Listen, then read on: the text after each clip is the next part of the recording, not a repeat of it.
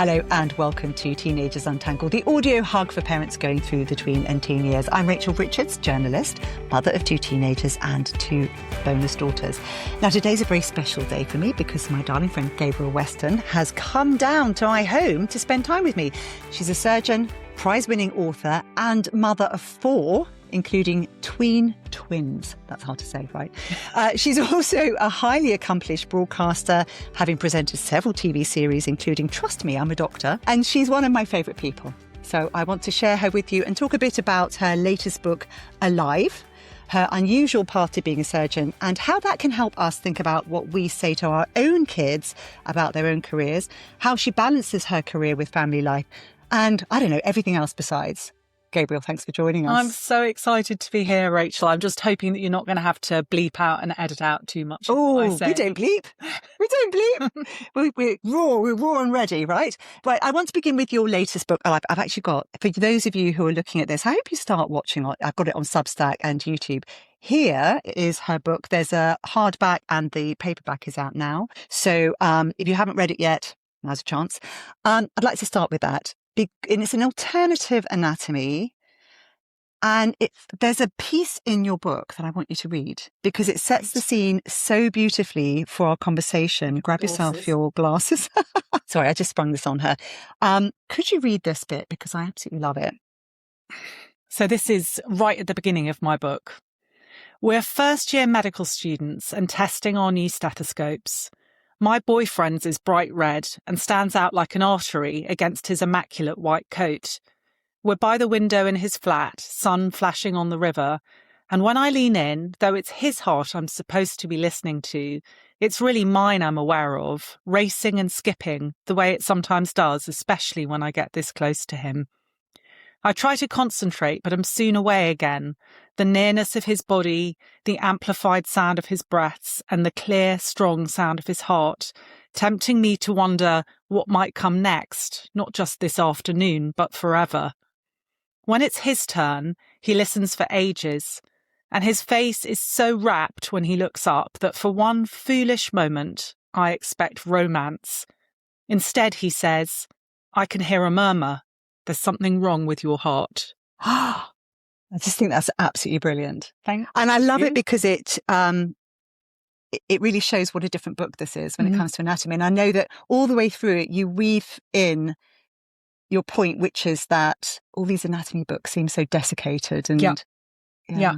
So I really found kind of at medical school and definitely training as a surgeon as well, that for the first couple of decades, I'd say, I was so busy kind of performing, being the kind of student and doctor that I thought I had to be because I'd come from an unusual background in the arts, that I didn't sort of stop to think how odd it was that this thing that is just so fascinating, which is what our bodies are made of, as soon as you started having those conversations in a medical, surgical context, it was almost like all the life went out of it. Yes. And it was really only, I would say, in the last sort of 10 years that I stopped to think, and why I kind of came to write this book, about how the way to sort of bring that passion back, I think, is to really alternate between seeing the bodies in a kind of objective platonic sense and then re-breathing life back into them by considering our own bodies and the way we experience kind of the joys and pains of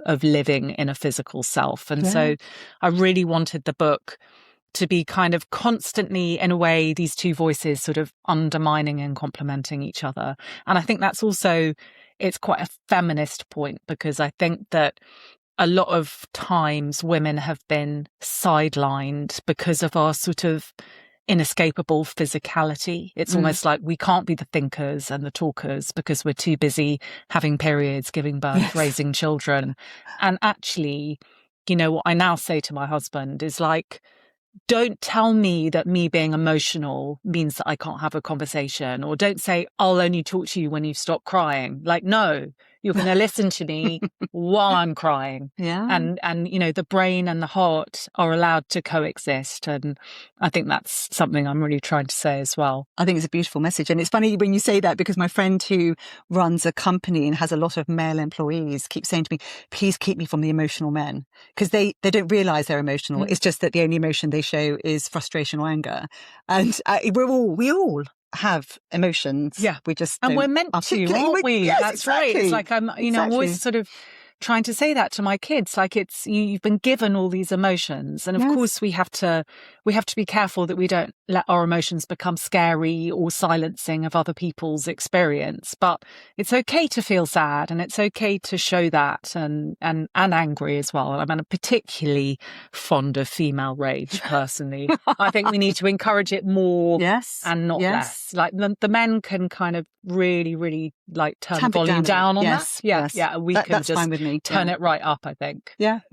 And it's funny when you say that about anatomy and how you felt like when you first became a doctor, you had to be a certain thing. And do you know, that rang bells with me in terms of parenting, because I felt like when I started out as a parent, I thought I need to be a certain thing. And I remember my daughters one time on Easter, someone coming up to me and saying, you know, your daughter's out there. I think you need to come and have a look. And I thought, oh God, what?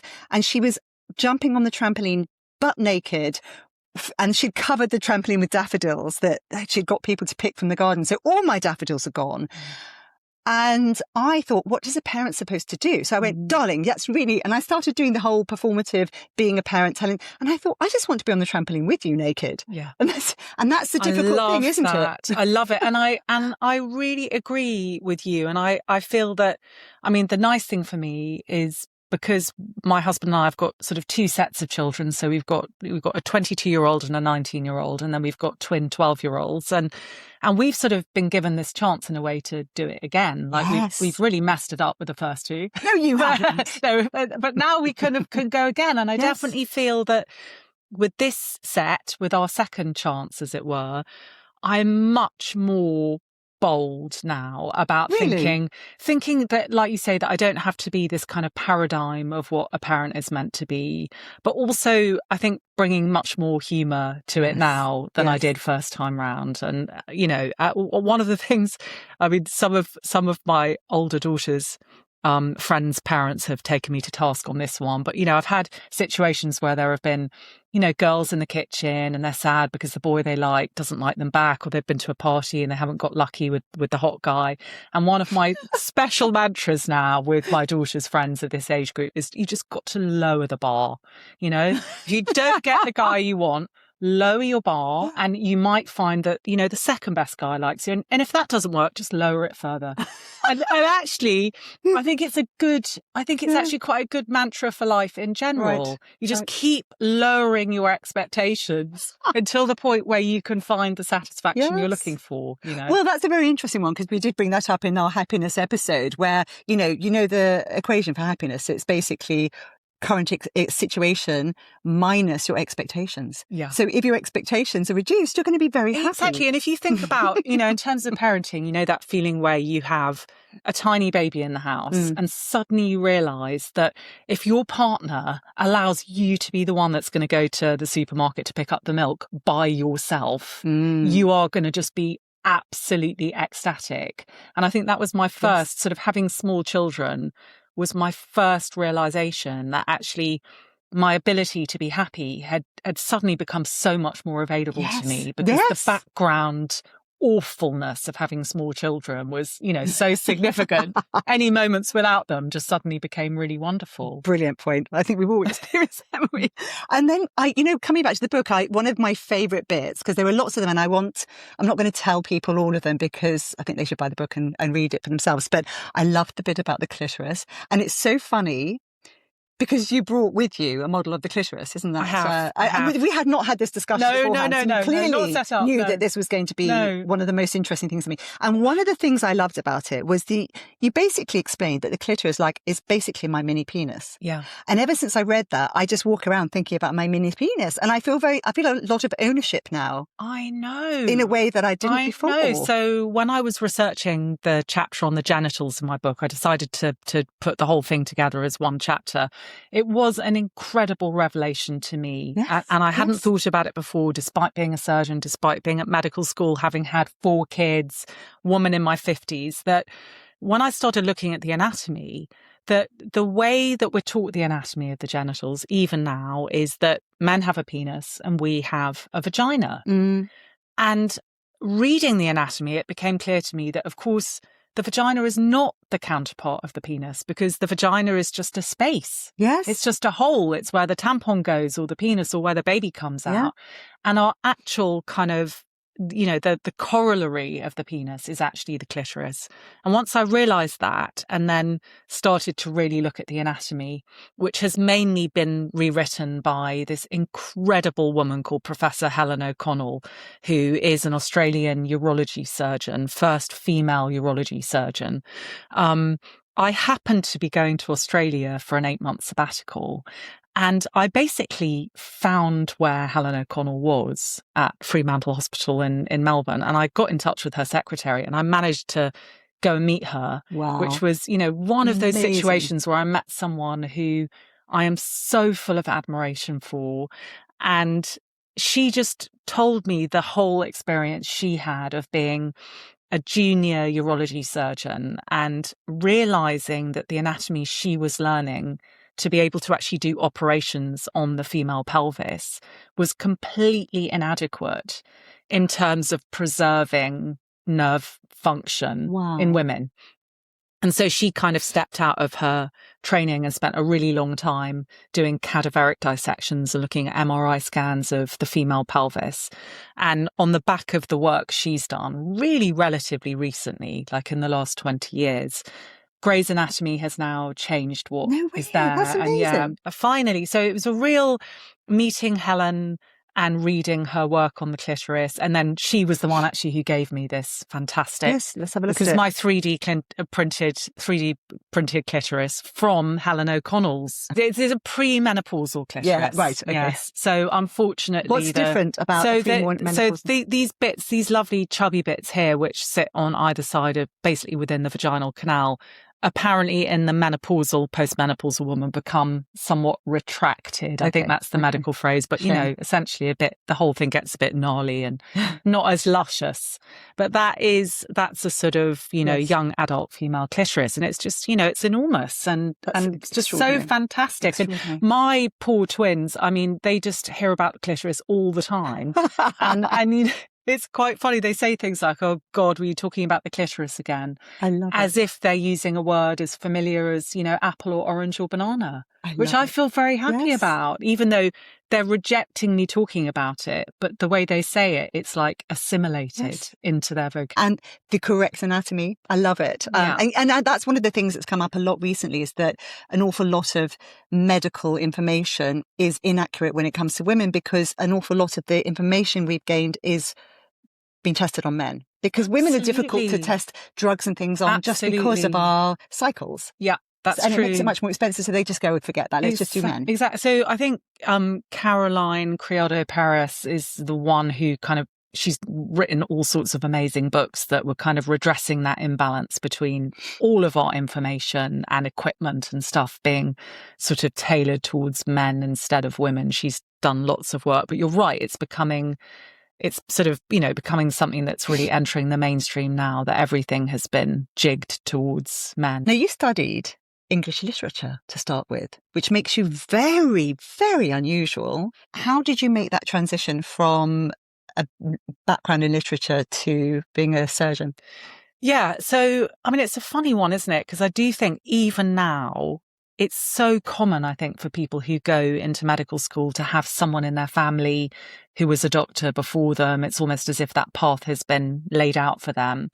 And I came from a family where people had, been to university and worked hard, but no one was a scientist or a doctor. And I was pretty terrible at science at school. I did. Were you? Yeah, really, Yes, really, yes. did English, French and Latin A level. I only did biology O level, gave the others up at the age of 13. And it was really when I was doing my English degree, which I loved. And I think I wanted to do that degree because I was kind of fascinated in life and death and sex and all those kind of essential subjects.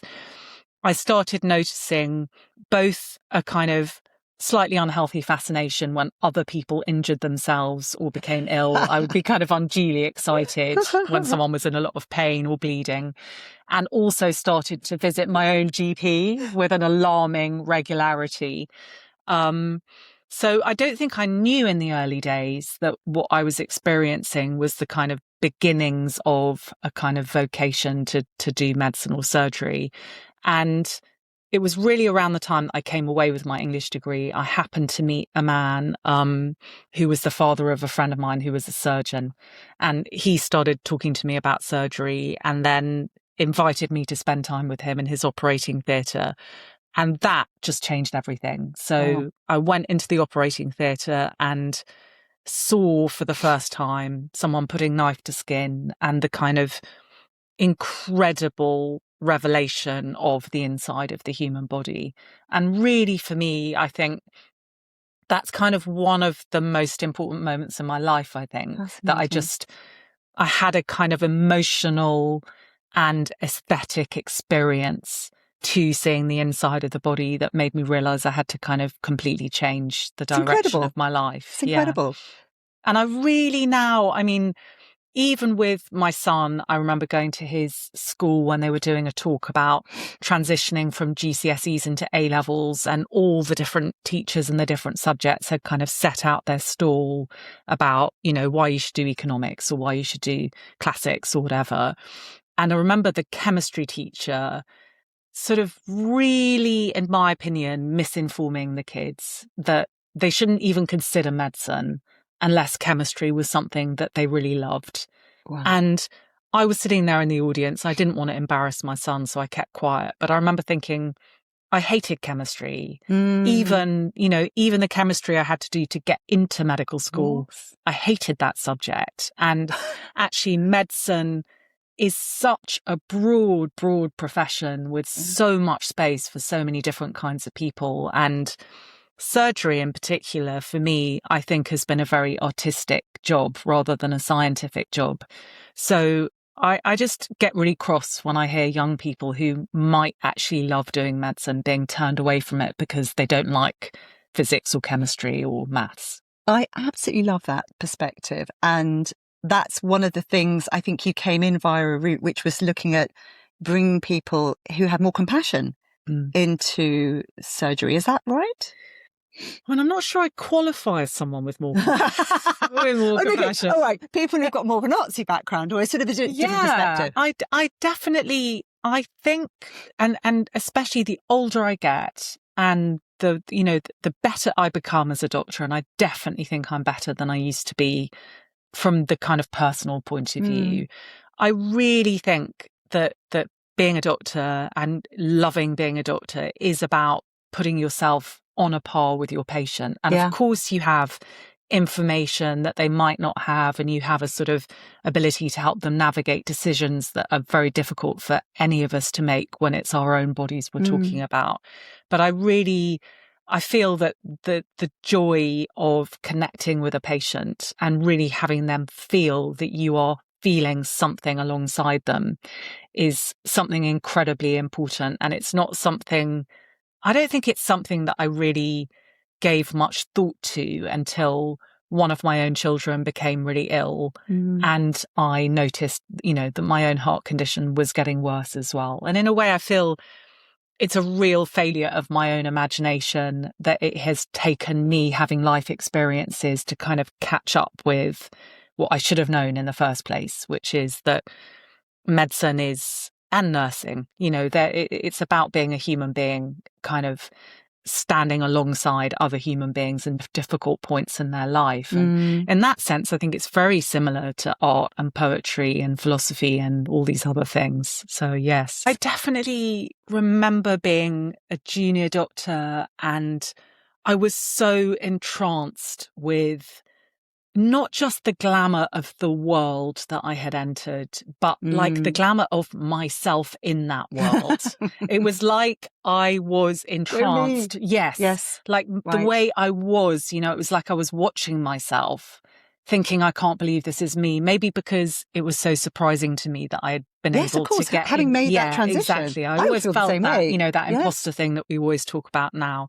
But I think also in some funny way that as a young doctor, a young surgeon, I think I did believe in some weird way that doing that as a profession was somehow going to protect me from the difficulties of life, the illness of life. I don't know. I mean, I don't think I can have believed that in a logical sense, but I think I did believe somehow that being on the right side of that line meant that maybe when difficult things came along that I would be able to kind of sort them out myself or protect myself or soften the blows of those things. And I mean, I think Henry Marsh talks very honestly in his latest book about how shocked he felt as someone with cancer that the people in the clinic looking after him weren't kind of rolling the red carpet out for him. He was just a patient with cancer like everyone else, and how humbling he found that.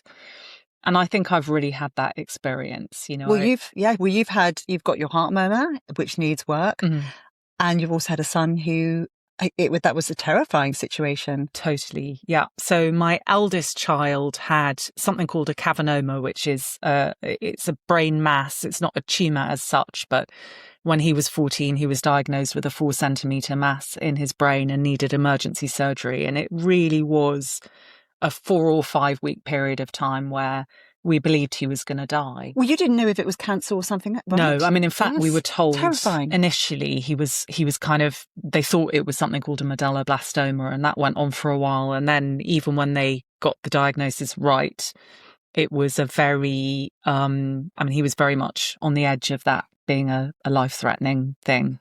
So that, I definitely think when I was saying earlier, I was talking about that moment of being in the operating theatre as a student and wanting to do that myself being one of the defining moments of my life. But I've definitely said and still really believe that my son's illness, I almost see it like my life is like a piece of paper that's folded in half, and that is the crease around which my life is folded. It's everything before then.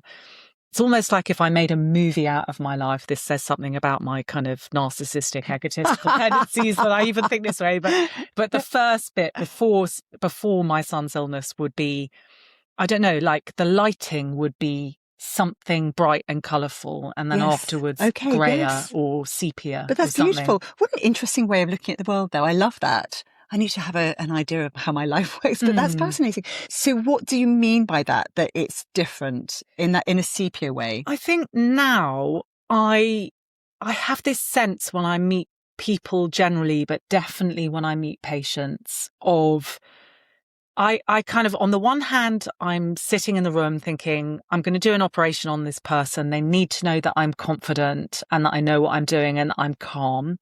And so I try and give that across. But I also, this other part of me, the part that went through the situation with an ill child, sort of feels like this human being is coming into this room probably terrified, sometimes hostile because they're terrified. And they're containing all sorts of things in their lives that I'm probably never going to hear about. And I'm seeing that from a kind of broken place. I feel like... And I feel like I'm like that with my kids now as well. I feel like sometimes if I hear, say, one of my younger children saying something unkind about someone else, instead of maybe 10 years ago with my older kids, I would have said something like, oh, you mustn't be unkind. It's not nice to be unkind or whatever. Now what I would say to them is something more like, we are all broken. We're human beings, and part of being a human being is being broken. So you might say something unkind about a girl in your class who's overweight or who has bad skin or who's kind of struggling to fit in.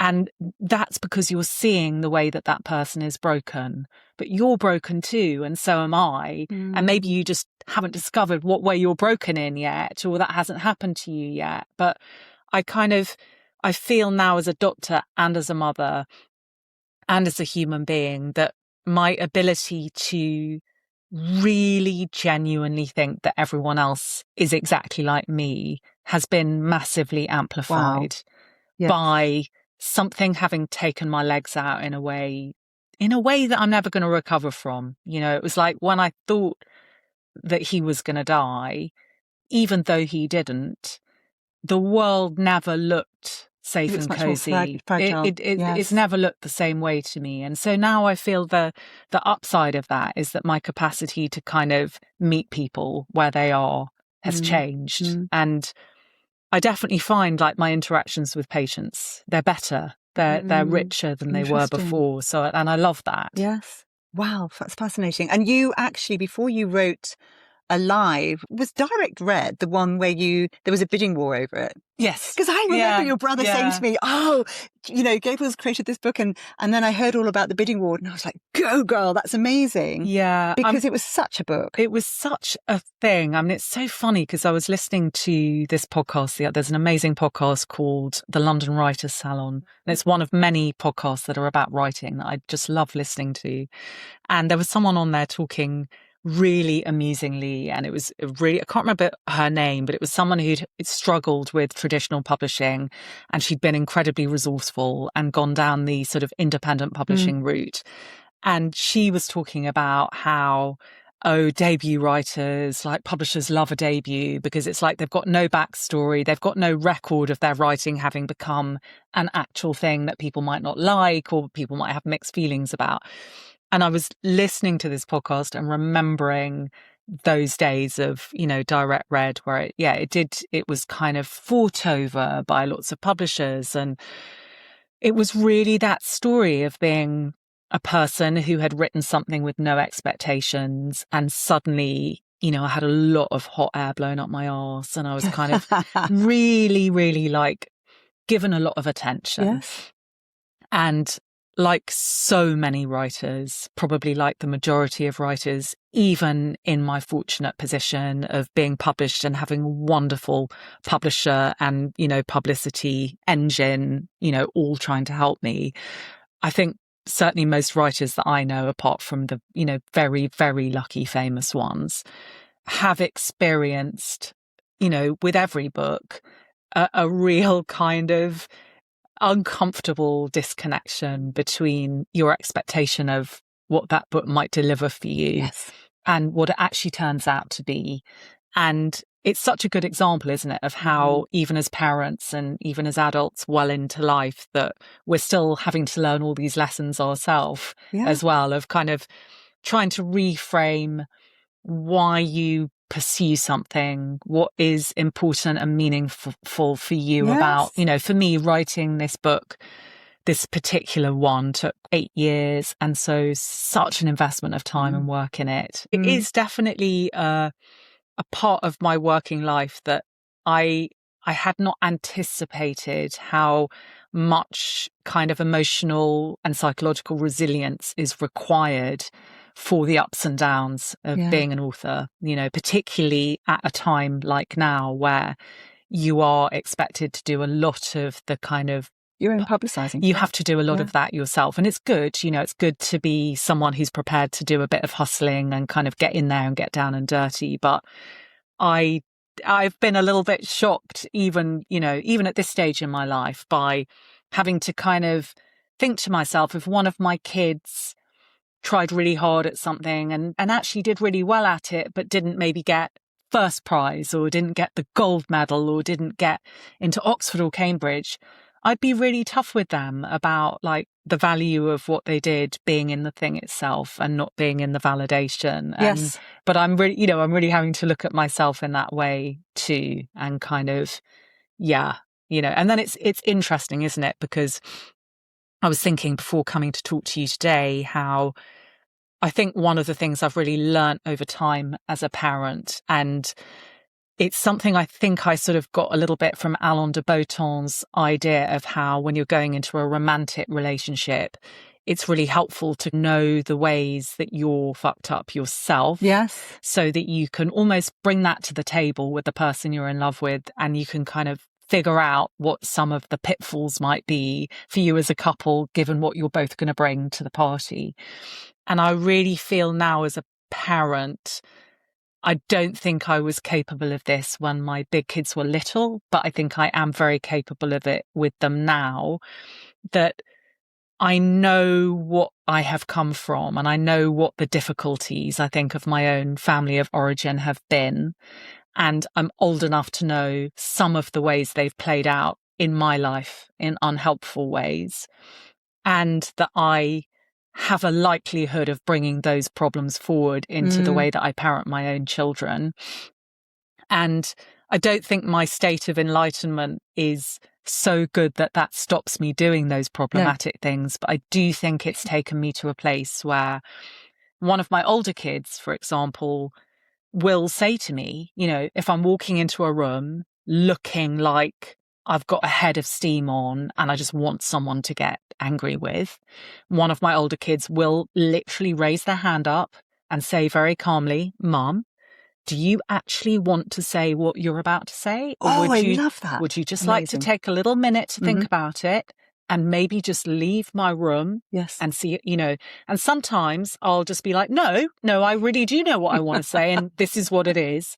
But other times I will walk away and have a think and kind of think to myself, I'm like wanting to sound off and kind of basically burn the house down because I'm feeling anxious. And when I get anxious, I just want everything in order and things are not in order.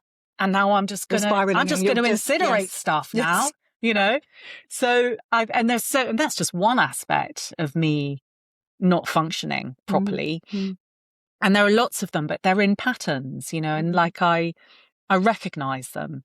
So I think that's good. I don't think like great. Sometimes my kids say, "It's not enough, Mum. Like, it's not enough that you think you're in this state of like self-knowledge, nirvana." Yes. Like that but we're still dealing with it. That still doesn't acquit you from repeatedly behaving in a controlling way or whatever. But it still feels like a big improvement. Well, I love that you brought this up because I think it's so important. And I think all of us struggle with these things because we all come, in your terms, broken. We all will have had patterns that come from our childhood, the ways that our parents talk to us, that we will continue without really understanding. And the first step is understanding. That's the first step. Yeah. Actually being able to manage something that's created, become a pattern or become a stock response is another big ask. Yeah. And I think it always happens when we're under pressure, that we don't manage that very well. Totally. So I love that you talked about that because I think all of my listeners, everybody can appreciate that. And we do things in different ways. So you have a husband who's just different. So he's different, yeah. Very Thank different. God. I mean, two of me would be just horrifying. And that's the great thing because one of the things we need to accept is that a lot of parenting is about this haggle between two different ways of doing things and being able to have conversations about the different ways that you see things because sometimes it's the combination is the good thing. Exactly. And so you've got a husband who brings snacks and things into the house that you can't stand. For him, making breakfasts for the children and doing all the things, this is his way of showing love. And he came from a family that his father did this for him. Yeah. And it felt really wonderful. And yes, it's taking away ownership from teenagers who can well do it themselves. But I personally, I think we should always prioritize love. If we have a way of showing love, actually being able to use that to show can be a really positive thing. Yeah. But it's getting the balance between. Yeah. And you're right. So then you can be bilingual in the love language, can't you? Yes. So he's food love language. Yeah. I mean, here I am just pausing thinking, what is my love language? I mean, mine, I think is, just being really mean. No. I think, but that's you see, this is the really interesting thing because I think there are a lot of people who think love is all about, you know, accommodation and doing nice things for them. And I've had this conversation with Susie before where she said, you know, it's really nice to go and fold up all their clothes and put it on the bed. I'm like, no, I don't really like doing that. Yeah. And she said, oh, no, but you probably do. And I went, no, I really just don't. And I think there's another way of showing love, which is actually to do with creating boundaries where they feel safe because someone's in control. Someone knows what's happening because it's not comfortable when you've got two parents who don't have any kind of, who just giving you everything. right? Yes, yeah. So that is a different way of... Yes. And I have said I love that. Yes, I love and my that. quote to my kids is regularly, isn't it awful that I love you enough to say no? Isn't it how awful for you, poor it's kids? so funny. You've just reminded me of something actually, which was a really interesting experience for me this weekend. Oh, yeah. So my twins are 12 and their best friends are twins. And so we do a kind of, one weekend they sleep over there, then the twins sleep over with us. And it's very cute because when their twin friends are over with my twins, they go off in little sets of 2. So, but never the same, but they kind of break off, they have little time in their 2s and they come together as a 4 and it's just all lovely. Anyway, I was at Sunday this weekend, I was upstairs reading and they must have thought I'd gone out.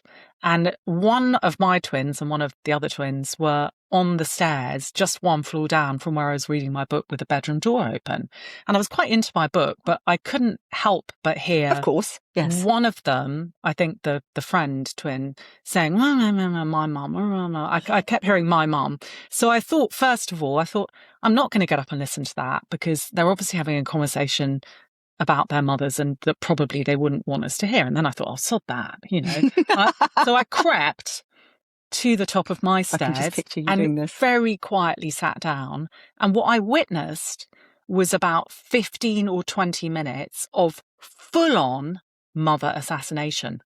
My daughter and one of her best friends, my mum, blah, blah, blah, blah, blah, blah. And then my daughter coming in, oh, God, you think that's bad? My mum, this, that, or whatever. And lots of things struck me about this.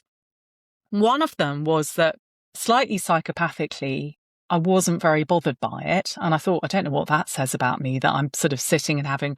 The only comment actually that she made that annoyed me so much that I almost had to announce myself was when my daughter said to her friend in one of the kind of backwards and forwards bitching session about mum, she went, oh God, you think that's bad? Like, my mum is like, she's so passive aggressive. And I felt like saying, no, I'm not. I'm aggressive. I'm just aggressive. I'm not passive aggressive. How dare you? But I mean, that was really, really interesting. But I also felt, and maybe this was me just trying to comfort myself, but I thought how lovely that my 12-year-old is able to let rip and do whatever she's doing here, separating from me or defining herself against me. I don't even know what was going on there, but none of it felt very mean. And, and I didn't feel very bothered by it. I mean, I struggled a bit about 15 minutes later when I was going to make them dinner. I noticed, I was a bit like, so how would you like your hamburgers? Do you want cheese on that? Well, I did notice there was a bit of sort of weirdness coming out of me at that point. But generally, I sort of just told my husband about it and we had a good old laugh. But I think that's something... Needless to say, the fathers were not featuring. Fathers did not come up in the conversation. No, it's just the mothers. Yeah. And I think that is part of the separation thing, isn't it? And I think a lot of parents really struggle with that when they think, oh, they don't like me and they don't want it. But it's part of their looking separate. Yeah. Standing back and looking at you and thinking and comparing. Because I think what's fascinating about teenagers is that's when they start going to other people's houses and noticing. So they used to go before, possibly, maybe not. But once they're teenagers, I've had kids coming home and saying, oh, such and such's house got so much beautiful art. I just love it. And I could feel myself inside thinking, well, we've got art. We've got, and you can't help that sort of emotional response. But at the same time, I was like, well, great. So you're noticing things about somewhere else. And over this entire period of time, you're going to start thinking, oh, well, I'd like to live in a house that's a bit like this. And I think as a parent, I'd be a bit like this and maybe not make these mistakes but I'll make my own ones. And exactly. I mean, I think that's process, such a good point as well, isn't it? Is the kind of the absolute belief I have, like, I'm going to mess my kids up. I mean, I am a parent, so they are not going to escape the thing that we all can't escape. So there are certain things that I have really tried to introduce or improve on from where I came from. But by the same token, I feel like my parents got a lot of stuff really right. And I'm trying to take those things forward. Yes. So, my mum, for example, was really big on theatre, always took us to the theatre. And she always used to say to me, she had quite a problematic relationship with her mother. But she said the thing that her mum had done really, really well that she always loved was always to take them to the theatre. So that feels like something that's kind of come down a couple of generations. But I think it's okay, isn't it, to kind of to know that there will be things that your kids struggle with. Yeah. In fact, there was a time with my son about a year and a half ago when he was in a relationship with someone and he was having some difficulties in the relationship. And I remember saying to him, like, obviously, I'm not going to go into a lot of details about, you know, me and your father and how we interact in a kind of personal, emotional space. But I think it's fair to say that both myself and my children's dad are probably in the kind of emotionally avoidant bracket. I'm so sorry. You know, rather than being in the kind of emotionally clingy bracket. And so I had this quite interesting conversation with my son where I said, you know, it may be that this person you're in a relationship with who feels that you're not being affectionate enough or that you don't need to call her as much as she wants you to, like, that might be something that Dad and I have kind of given you. Yeah. And maybe it would be useful for you just to think about saying to her, look, in my family, my parents have quite a lot of time apart and they sort of don't need to be in each other's pockets the whole time. And maybe that's kind of why I am the way I am, you know? Yes, I love that. And I think just the awareness is the first step. And after that, you can say, does this need fixing? Really? And also, I think that our kids are growing up in a distinctly different environment from the one we grew up in.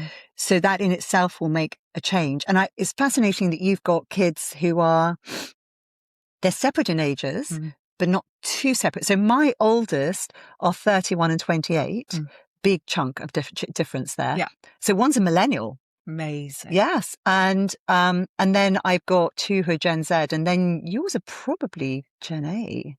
So when they categorize them, they're Gen A. Yeah. And I think one of the big defining things has been how social media has come on during that time and all these other things. And so I think parenting has had to evolve in a really difficult sort of bubble. Yeah. So how have you changed between your first and your second set? In terms of phones and things like that, so interesting. So I actually asked my older two quite recently. So currently our younger two are in year 7. They both have a Nokia Flip. They don't have a smartphone. That's what my daughter started. You know, they use our smartphones when they're in the room with us to, you know, go on WhatsApp or what have you. But our older two, they each got a phone when they were 13. So they went to secondary school in year 9 and they got phones then. And we asked our older two recently, what would you advise us, you know, to kind of put your advice into the pot about your younger siblings? Both of the older two said, whatever you do, don't give them a smartphone. And obviously one's a boy and one's a girl. So our son was all over the kind of very disturbing content that he'd been exposed to, even though they were in the early days of mobile phones. So that stuff he felt hadn't really come into his life till he was 15 or 16 rather than younger. And our daughter talked a lot about the kind of body image stuff that used to kind of just appear in her social media, even though she wasn't looking for it. I mean, I think the interesting thing, and there aren't many rules in our family, so I'm not overly worried. Well, I was going to say I'm not overly worried about sex. I probably am totally unhealthy about sex because I get so excited when my children enter their kind of live sexual, we're very pro-sex actually. Yeah. So a bit off the wall on that front. You're not in the centre, yes. I'm definitely not in the centre because I just find it so wonderful. I get so excited and I want to hear all the details, which they obviously don't want to share with me, perfectly normal. But with the phones and the screens, with the older two, we had a rule where every weekday night, the computer and the phone has to come out of their bedroom and be pushed away. And we did that till they left school. There was quite a lot of fighting about it. So we'd have, maybe every 6 weeks or 8 weeks, there'd be a fight and some subterfuge. I mean, definitely with our son, at one point he had a phone that was like a dead phone that went on the stairs. Yeah. And there was a computer case that didn't have a computer in it. But we generally would kind of rumble the subterfuge, or I would, because my lovely husband, honestly, I don't think he could have cared less. He was off snoring away. But I really feel I have said to the younger ones, even when the time comes that you get a proper phone, and I don't know when that's going to be, but it's not this year. We'll just do it on a year by year basis. the screens in bedroom thing, I will die on that hill. Yeah, absolutely Like, vital. you can bring your boyfriends home and go, or girlfriends, whatever, shag yourself senseless. Like, all these things are up for discussion, but you having your screens in your bedroom at night is something that I'm never, And ever why specifically that? Well, I mean, a wonderful example with my older daughter, which really kind of reminded me what a great rule it was she had a boyfriend when she was 16. It was a very intense, loving relationship, and became quite controlling on his side. And the fact that she had to hand her phone over 16, 17, 18 at 10 p.m. I mean, I can't count the number of times that she'd come into our room and say, I am so relieved that we have this rule, because it means I can just say, I can't talk anymore. And both of them later, not at the time, but now that they're older and now that obviously they have complete jurisdiction over their own lives, have said that they slept all the way through their teens, and that they just never really had that feeling of needing to engage at nighttime because they couldn't engage at nighttime. Yes. So I think they pushed back, and they felt foolish in front of other people, and there was all that. But now they're really glad we did that. And, absolutely, even at the time, I just thought, I just want them to sleep. I think sleep's such a major thing, and we're finding more and more issues where I think it's something like 76% of kids in secondary school in America, but it'll be here too, are not getting more than 7 hours sleep a night. And of those, I think I read that 23% are getting less than 5 hours sleep a night regularly. And when they talk about mental health problems, I'm sorry, if you want a mental health problem, lack of sleep is going to do that for you. So let's just get that one thing right. Yeah. But all the people I've spoken to who are experts in child sexual abuse, any of this predatory behavior, it's bathrooms and bedrooms that the stuff happens. Yeah. Because they need a space that's private. Yeah. So if you keep those devices out of those places, you are doing so much to protect them. Yeah. It's actually the simple stuff. And also, I mean, it's funny, I've just thought this for the first time, that in that same way that we now are kind of encouraging our younger children to be bored, where we can get them bored, right, so that they can exercise their imaginations and what have you. It suddenly struck me for the first time now as well that if you remove screens from a teen's bedroom when they're 10, obviously they're not going to go to sleep at 10, are they? But so what are they going to do? They're going to maybe lie in bed solving some of their problems by thinking about them. Maybe they're just going to like masturbate, but hey, they might masturbate without having to look at something on their phone. That's good. Yes. Or, just get bored. We'll just kind of roll around on the floor. Read a book. It's all good. Do some art. I mean, that's what my daughter, I don't know what else they're doing in there, but I always take the devices and I put them next to my bed. Yeah. I put my device outside their room so they can see it. It's always there. They know where my devices are, but their devices come into my room because one of mine is quite sneaky about taking it back in. Yeah. And I'm always reading a book. Yeah. And that's the way that we set an example of that, this is what you do, because I find it's the best thing for going to sleep. Yeah. And it's funny you say that about reading as well, because there aren't that many rules in our house, and our kids are at the local school. They're in year 7. They don't have very much homework at the moment. But since they started in year 7, the one thing I try and do consistently is every day say, right, we're reading for half an hour. Oh, I like that. And when they do it, I do it. And I'm reading for more than half an hour a day. But I always take that half hour with them to sit down. We set a timer. Obviously, they forget usually by the time that, they kind of rail against it a bit, but 10 minutes in, they're into their books properly. And I don't know how long I'll be able to do that. There'll come a point where one of them will just say, great tip, I'm not doing that. No. But at least they're seeing me reading, and they're seeing me reading with pleasure. And it's not the same book that I was reading last month. Yes. I love that. Actually, I did that with the kids when they were little. I'd be like, right, it's reading time. And I'd say, I don't care what you look at. You can just look at books, but give me a break. I know. I would sit there for half an hour thinking, I know. I know. So good. When do you get time to write? Well, that's a good question. So at the moment, I'm doing a lot more surgery. There's less writing time. But I can write on the days that I'm not operating. My favorite time for writing actually is first thing in the morning. I've got a tease made. So I've always I have. I've always, it's my third teas made in my life. Wow. I've had a teas made since I was about 13. So the first one lasted me through school. And I've had this one for about 10 years. And every single night I fill up the little tank and I bring up my tea and my milk.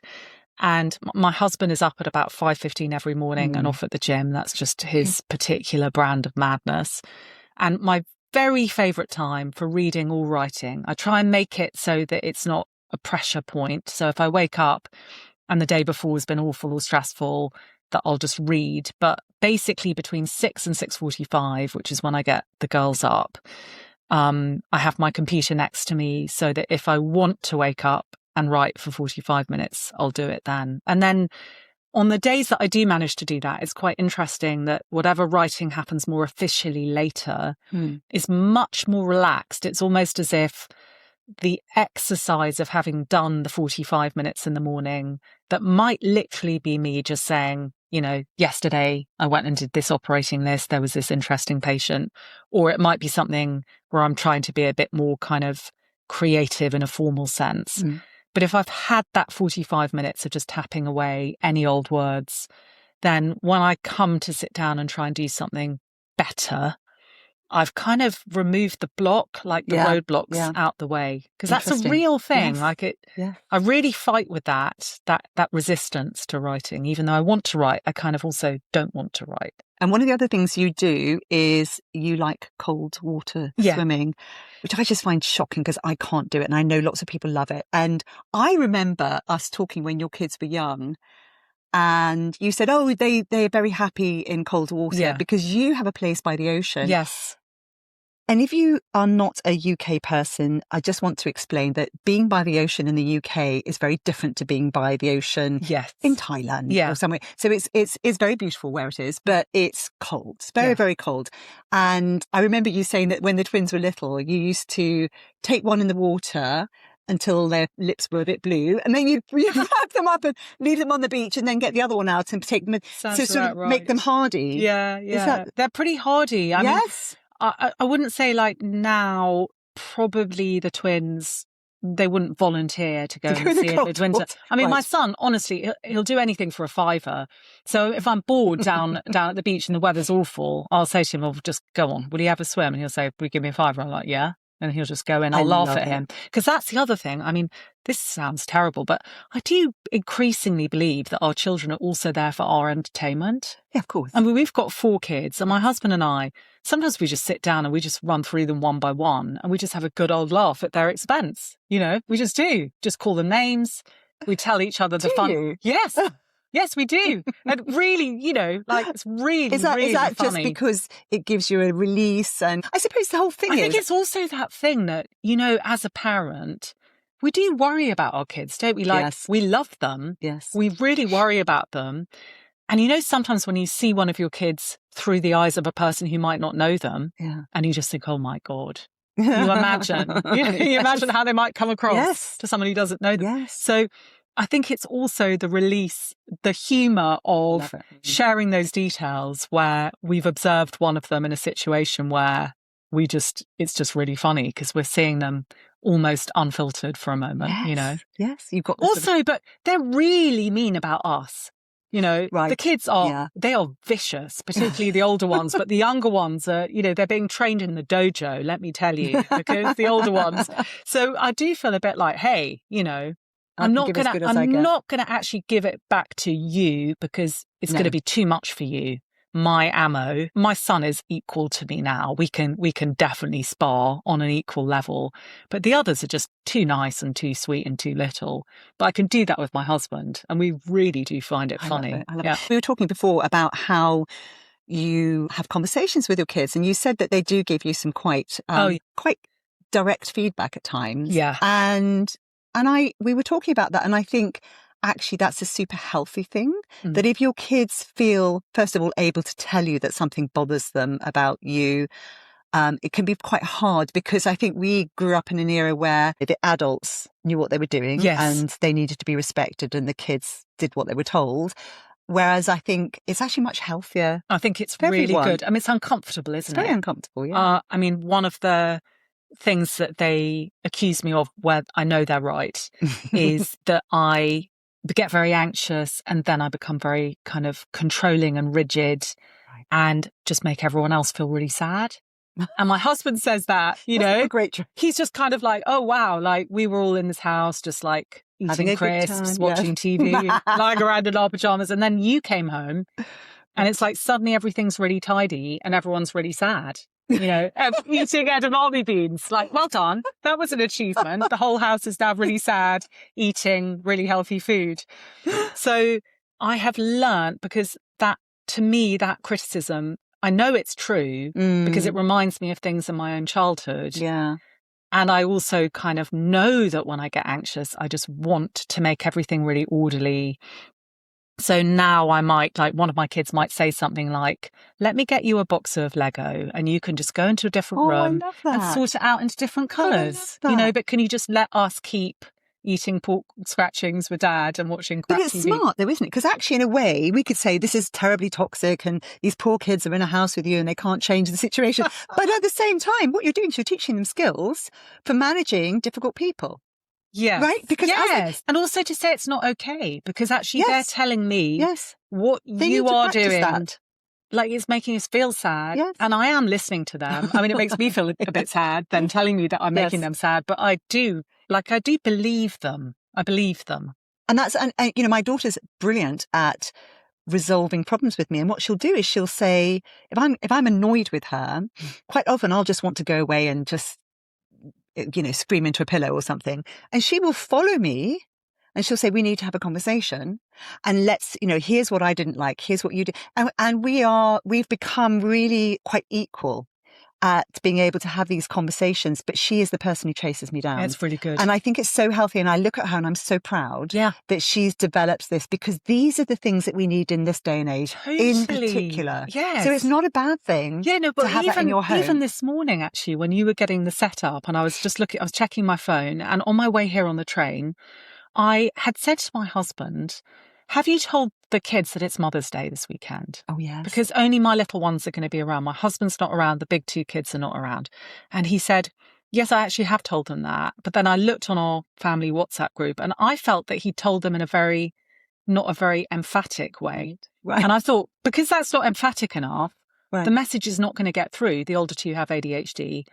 I'm not going to get my Mother's Day card. And if I don't get my Mother's Day card, I'm going to feel really rejected. Yes. And so I need to let them know I need to be more emphatic. So I sent a message on the train saying something like, Dad's been very subtle. Can I just now, kids, be really unsubtle? It's Mother's Day this Sunday. Please send me a card, because if I don't get one, I'm going to feel awful.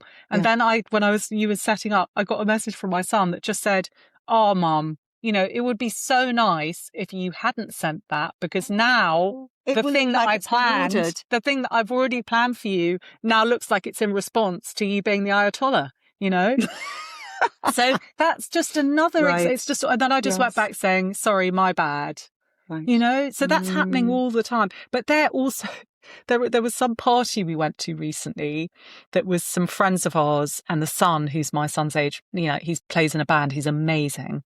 And I made us all go way too early. And my family kept saying, like, we can't turn up. It's in a bar, like it's a cool place, Mum. We can't turn up on time. Yeah. But we did get there too early. And I was very excited. And then my friend, the mum, was on the other side of the room and I was going, hi. And then Sam was like, oh my God, you're such a pick-me. I've been accused of that before. Yeah, I cannot believe that my kids are actually calling me a pick-me. Pick-me, us pick-me's. I'm sorry. No, and actually, I just like to point out here, this is a really interesting one. I remember being at a party with you many, many years ago, and this guy sidled up to us. I'm not going to say who it was. You may remember. He was sort of cupping a glass of wine, looking very pleased with himself, and started explaining to us about this very important members club that he belonged to, and how there were all these very famous people there who were very special and very important, and he would get us in there. And you waited for him to, you just looked at him blankly, waited for him to finish, and then you said, I can't think of anything worse. No. You did. And I was like, that's my girl. I love it. Because you're not, so that you're definitely not. No, but that's what that one, I was just like, I'm not having that. Yeah. No, I'm sorry, I'm not having that. No, you're not calling me a pick-me. No. But I mean, it was very funny it. for him because obviously he knows that would be like my idea of like, that's the criticism Horrific. I will not have from you. Yes. That's so funny. So when it comes to being a surgeon and a writer and things like that, have you ever found, I suspect I know the answer, have you ever felt mum guilt? Like, you know, your sort of career has taken you away from spending time with your kids or paid attention. Let's explain this, because I know that there are a lot of parents who really struggle with this. Yeah. I have never felt mum guilt. I mean, I think partly because I went part-time and was around quite a lot. Okay. But having said that, I don't have any friends from the playground because I was mainly not in the playground. I mean, I think feminism has helped me a lot. I think every time I saw my husband being made a great big fuss of because he turned up once in a term to pick the kids up, that reminded me how much we women do that we're not given credit for. But I think that's a small point. I think, honestly, I just don't think I'm a very guilty person. No, you're not. Love it. And I just am not very ashamed. And I know that I am limited in what I can do. And I've always had like a real limitation in how much joy I get from being a mother, i.e. only a certain amount. Yes. It is not like a limitlessly joyful experience for me. I have a certain amount to give, which is probably would have been about enough for about a quarter of a child in an ideal world. Yeah. And I'm quite canny. There are things that I do to compensate that are basically things that get me quite a lot of reward. So I'm quite a good baker. So I'm sort of domestically absent, but I do produce cake quite regularly. That's a really useful thing to do. And at birthdays, really good fancy cakes that with lots of photos of cakes. So you can show them the cakes later on and go, look what I did. Yeah. Right. So I feel like I really go in for the kind of minimum effort, maximum reward domestic mothering thing. And also the other thing that I've really noticed as my children have got older is the really lovely mothers who have been present all the time and really patient and really gentle and soft. And I know those women and I love them and I have never been one of them. They struggle a bit when their kids grow up and want to leave. Of course. And I think that can be difficult for older children. Yes. So my big strength is because I was terrible at all that and I didn't like having I was about to say things, children hanging off me, sort of breastfeeding and wanting to make stacks of bricks and things like that because I wasn't very good at that and I was always desperate to get away from it. I am quite good at recognizing my children's independence as people and their autonomy. And I don't think any of my kids are ever going to feel guilty, well, apart from if they don't send me a Mother's Day card. They're going to really suffer. But I don't think I bring any kind of attachment problems to them. So I like to think that, you know, the things that we're not so good at, and for me, it was definitely the kind of always being there, always being patient, always being loving. That was hard for me. I'm really okay with my kids telling me things in their lives that are not perfect. I'm okay with hearing things that I think other parents might find quite shocking. I think I'm quite unjudgmental. I mean, I'm just imagining my big kids in the room thinking, would they be laughing their heads off? I don't think so. I don't think I'm very judgmental about the choices they make and the mistakes they make. And so I think that is an asset. I think it's a massive asset. And actually, I'm quite similar. Like I just find there's a limit to how much joy I can get from just the parenting aspect of things, which is one of the reasons why I like doing this podcast, because I get to learn a lot of stuff outside and it takes me away from domesticity. Yeah. And but also, I've got, 3 out of my 4 kids are girls. And I hope, I honestly, I don't have any preconceived ideas about what they should do with their lives. I really don't, whether they want to be stay-at-home mums or go out or have a bit of a mixture of those things.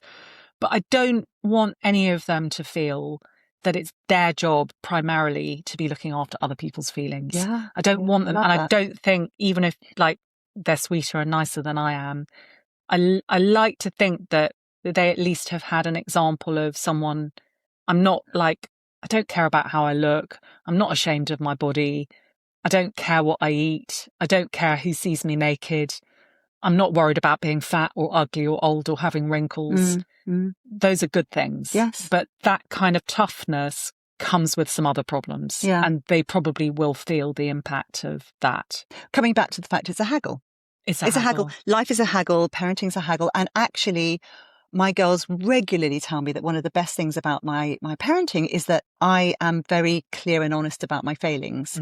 And that gives them permission to be not perfect themselves. And I think one of the things about the world that I've noticed is that I think it's much more glossy and perfect than anything we grew up with. I think, sure. You look back at the birthday parties kids used to have when we were younger, and everything was a bit shit. Yes. Everything. And now, it's so true, right? And I just think that it's really important for our kids to have a model of what it is to not be great. You just reminded me of one of my dad's favourite party games. I haven't thought of this for 40 years. Go and tell me. Was cutting a ball of string into lots of different pieces, long and short, and then he'd hide them around the house. No. And the game was find the pieces of string, tie them together, and whoever's got the longest one's the winner. I love that. Can you imagine if you did that now? At a child's birthday party. Like, that's really low. Let's play the string game. Although, you know what hasn't ever gone out of fashion? Sardines. No, sardines, but that's different. That's got the promise of, being scrunched in a cupboard with somebody. That's a really, really popular. So what do you think surgery has taught you that you have brought out of being in the operating theatre? Wow. I mean, it's such an extreme environment, surgery. Or is it just a nice way to get away? It's definitely a nice way to get away. And I love the order of it. I love the fact that there is a very clear job that needs to be done there. Yes. And everything else has to be shut out. My husband would say, I mean, if he was here, he'd be like, you love that you get to just put your hand out and someone puts something in it. He has to remind me in the kitchen. He's like, no, you don't. No, you can't just put your hand out and me just pour the wine into it or whatever. When I hit menopause, I became more scared in the operating theatre than I had been previously. I don't like the risk and the danger as much as I used to. Yes. And the surgery I do is smaller now, and I don't want it to be bigger again. And I have an anxious response, but I cannot escape from the situation. If I just say to myself, you've got this, you're feeling scared, you're feeling anxious because you're a menopausal woman and your estrogen's in your boots or whatever, you're totally capable of solving this problem. And also, just quietly, you have to. Yeah. No one's coming to rescue you. And then a few minutes later, I'm on the other side of that. And that is a really good lesson, I think, for this time in life. I don't think I needed that lesson when I was younger because I wasn't a scaredy cat when I was younger. It's kind of a later life thing. So I think it's a very good place for being required to sort your shit out. And actually, with my kids, I am all over them having their feelings. I really am. Like I say to them all the time, you come home from being with a friend or with a boyfriend or girlfriend or anything that's making you sad or angry or disappointed. And I want to hear about it. And also I want to have your emotions in any way you need to have them. But there is also a time and place for that. And to function in life, I do think we need to learn how to kind of manage our feelings. Are there things that you wish you'd known with your first kids? Because I remember you saying that you'd actually gone to some of those parenting classes and that you said, and they say this, and this, and then there's my son. Are there things now that you think, oh God, if only I'd known that? Yeah, it's so interesting, isn't it? I feel like the great parenting dilemma for me, and maybe for everyone, I don't know, is, am I being too hard or too soft? And in pretty much every situation that my husband and I find ourselves in when we're a bit confused about how to navigate through with what we do with the kids, it boils down to, did we just in the last year behave in a way that was too tough? Should we be softer now? Or have we been too soft? Should we be a bit tougher now? Yes. And it's almost like the great unsolvable problem. And so now what I try and do is just break it down to a scenario and think there's not a global response. What do we need to do in this situation? Yeah. I think when our first child was born, and he is someone with an enormous personality and also with ADHD, and also because I was a first parent who had come from a family where there was an enormous amount of control, I think my response to what I perceived as the kind of unmanageable, kind of bubbly effusiveness of who my child was to be quite controlling. Interesting. And I'm not sure that that was the wrong thing when I look back. And when I talk to my husband about it, and he says, honestly, we weren't that controlling. We just had really steady boundaries around food and sleep and kind of needing to get away. Sometimes I wonder if it might have been better for my son to have someone less controlling. But I don't think that person could have been me. I don't think I would be capable of. I think because he was such a life force and so inexhaustible and therefore so exhausting, we had to be really clear that 7 p.m. was bedtime, in a way that with our twins, we didn't need to be so rigid, because it just was easier to say, okay, maybe tonight bedtime's 9, and they would still go to bed. So I definitely think, I don't know if I would have done it differently. And you say that, it's really interesting, because I remember before you redid your house, Sam's bedroom wall was absolutely covered in graffiti. Yeah. And this is an interesting one, because we've talked about this before in terms of like tidy bedrooms and, you know, what do you allow your child to have in their bedroom?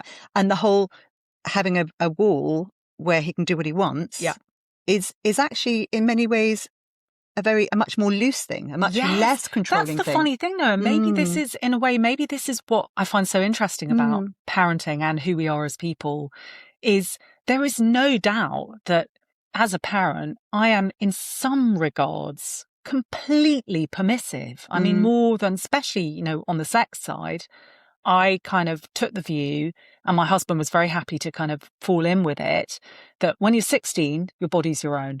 Like, if you want to have sex at home when you're 16, talk about contraception. But that's not a thing for me. So it's funny, isn't it, that you were talking earlier about values and what your values are.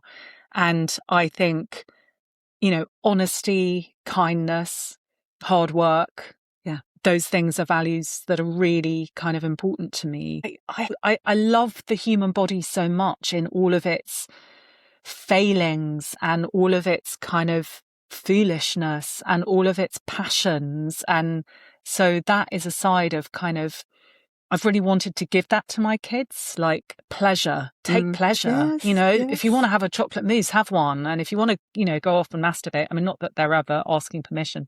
I mean, when they were young, I was saying to them when they were very young, are you guys masturbating yet? Just because I wanted to actually introduce it as an option, as something that, you know, I wanted to say that with my son and daughter in the room, so that my daughter would think, oh my gosh, is that a thing for me too?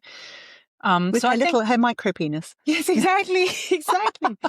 So I think we are contradictions, aren't we, as parents and as people? Yes.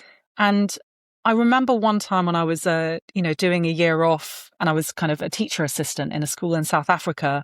And I remember this guy saying to me before I went into the classroom, the key to the kids not walking all over you is not shouting at them, and it's not being authoritarian. It is being authentic. So if you go in and you give them who you actually are, they'll listen to you. And I've never forgotten it. And I think being a parent is the same. I think my kids have got used to my idiosyncrasies. They know that certain things will not bother me. So like with the graffiti wall, I mean, my God, I couldn't care less. I mean, when they hit 13, it literally, like, I'm not going to go in and tidy anything in their room. If they want things rotting in there, that's fine. Other things I really mind about, like, you know, I mind about music practice, but I don't care about what's on the wall. See, that's the thing. So I think we have to figure out our values, and they will be different from other people's values, and that's okay. Yeah. But we have to understand what they are and be able to have conversations in our own houses about it. And when it comes to the I think getting that balance right, I love that you raised that, because that's actually at the core of what David Yeager talks about in 10 to 25 Motivating Kids. And it's basically that balance between high support, high expectations. He uses high in both of those things. And you are never going to get it right all the time. No one is. He says most parents, when he sees there's a problem, it's either that they've dropped on the support or they've dropped on the expectations. And all you have to do is just raise the bar on one of those sides. But I think the hardest thing is just, from one kid to the next, because kids are different. Oh, yes. As well as just overall trying to get that balance right. Yes, of course. It's a haggle. But I think as well, like you've been saying, that it's also okay for your kids to be in dialogue with you and say, it's okay for my kids to say, like, why are you so insistent on me doing music practice every other day, but you don't care about what I'm wearing when I go out? Or it's okay for them to ask you to make sense of that. And some of it isn't sensible. Some of it might be, I was told as a kid that it was really important that I look smart for certain occasions. And I hated that. I hated it. Right. And I decided when I was maybe 14 or something, apart from wearing clean clothes, I'm never going to police what my kids wear out of the house. And I never have, because it really, and I don't know why it bothered me so much. And so I don't know why that's become a thing. I've got one of those. I've got a child that will fight back, push back hard if anybody tells her what she should or shouldn't be wearing. Yeah. It's very interesting. Yeah. I think there are certain characters that are more like that. Yes. I think that's true. Yeah. Okay. Gabriel, it's been absolutely brilliant. I want to just come back to Alive, because I think this book's absolutely incredible. It covers the breast, lungs, skin, uterus, fascinating bit, and the heart. And I think there are so many chapters in this that bit you read at the start really showed the sort of writing, the quality of the writing, the reason why somebody would find this a really beautiful book to read. So I'd love if other people would actually like to buy it. Well, I would love that too. Absolutely. And it's much cheaper in paperback than it was in hardback. So yes. And thank you so much for talking to us about your life and what it's like being a parent and a surgeon and an author, because that's a huge amount to cram into one life. And I think a lot of us struggle with some of the things that you don't seem to find that difficult. So it's really helpful to hear about them. Yeah, is there anything else you'd like to add that's we haven't covered? No, I think the only thing, because you're saying that sort of lovely, that lovely finale, is I really struggle, like so many of us do, with not feeling that I've done enough stuff to validate myself in my own eyes. Oh, interesting. Gosh. And I just think that's a really useful thing to say. Yes. No, that I think we all struggle a bit as parents, but also as people in the world, kind of always feeling like we're chasing our own shadow and that we're never there. And I definitely still feel that way too. And so I think I sort of try to remind myself when I'm comparing myself with other people in the world that I think are somehow have kind of answered all the questions or have done it all or are doing it better than me, that it is just part of the human condition, isn't it? To feel that's right. small. And actually feeling small is better than feeling big. I mean, look what happens when people feel too big. So yeah. And my mantra, you're doing better than you think you are.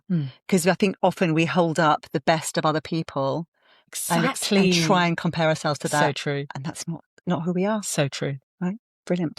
All right. If you want to get hold of Gabriel, what's the best way? Currently Instagram, which is at Gabriel Weston Alive. And hopefully on Substack soon, if I can understand the tech well enough. Been pushing her to be on Substack because I love Substack, and I think your writing is just perfect for Substack. For me, it's teenagersuntangled@gmail.com. You can find me on Substack at teenagersuntangled.substack.com, or my website, which is also teenagersuntangled.com. And you can press the button in the kind of notes part of this podcast and just ask me anything as well. And I read everything. So please send messages. Let us know what you thought of the interview. And that's it for this week. Have a big hug from me. Bye-bye.